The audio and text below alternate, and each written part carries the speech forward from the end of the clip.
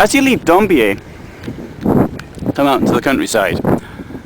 Before the war, the centre of Dąbie would have been inhabited by Jews, and they'd have made up around 1/3 of the population. Around them, there would have been Poles, Catholics, and they would have made up probably around the bulk of the rest of the population.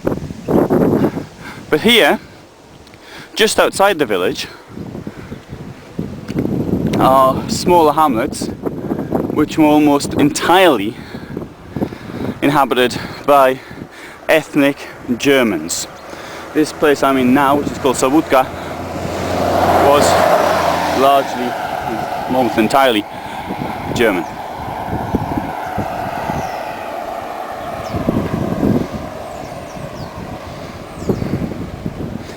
So in the space of 1 kilometre, got 3 very different traditions.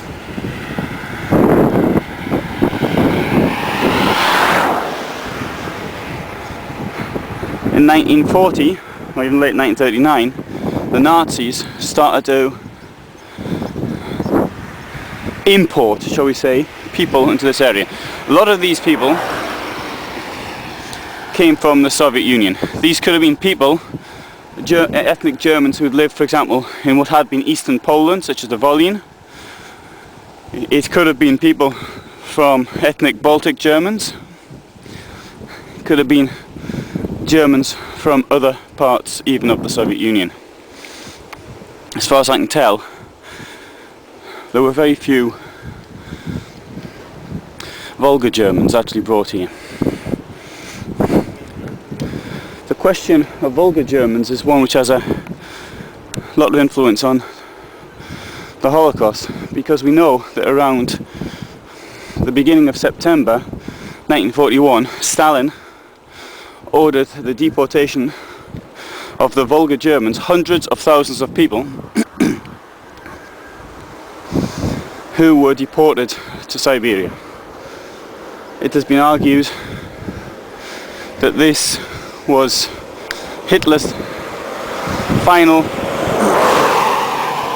insistence on starting the Holocaust. I don't share that opinion, because with the mass murders that had already taken place in the summer of 1941, starting with, for example, the burning of the synagogue in Białystok, only 3 days after the war against the Soviet Union had actually started. I think that that's an unlikely idea. In any case, the link between Stalin and the Jews living here is extremely tenuous at best.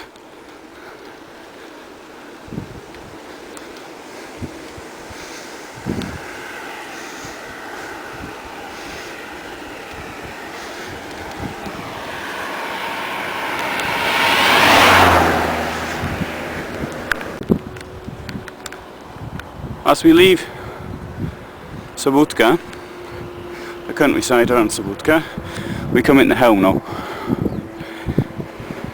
the site of the death camp.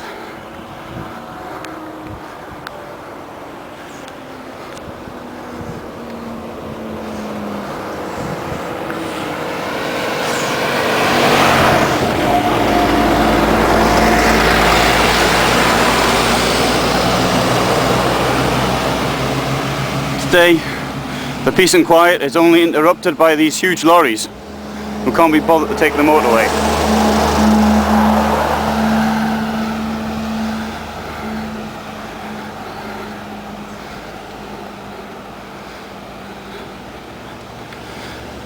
But we're looking at huge amounts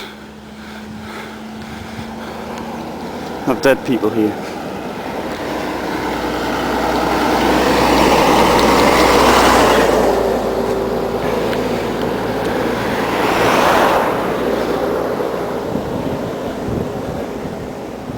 Most of the houses were occupied by people directly linked to the murder operation.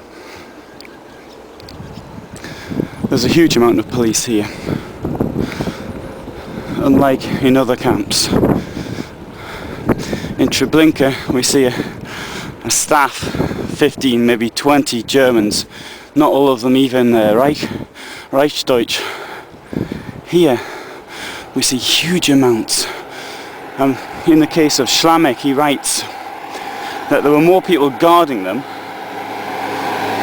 doing the work, digging graves, than there were actual people digging the graves and unloading the corpses.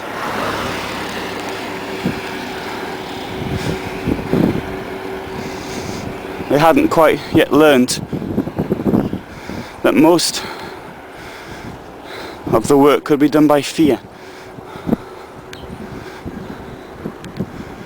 So these houses, the ones that were there before, would have been occupied by Germans. Police. Chelmno's quite a long village,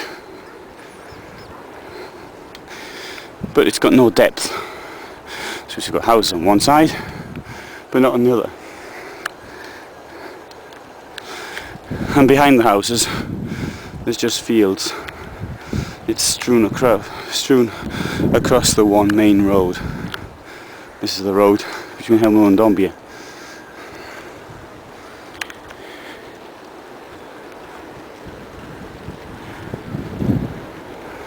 As we see it today on 21st of August 2007.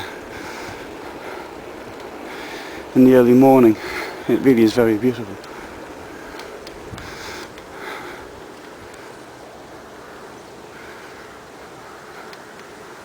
We also have the motorway to the south. Used to be views of the Nair River. No longer so. Here we have a shrine and farms.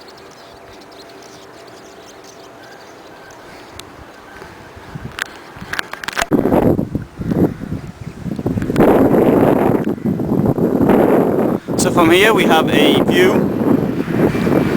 I'm now in Chelmno. You see the motorway. Below we have the Nair River, which will flow into the Varta. It's approximately 3 kilometres to the north of here. There's the motorway.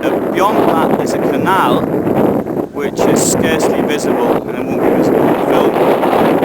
The canal was built probably during the First World War, or even the 19th century.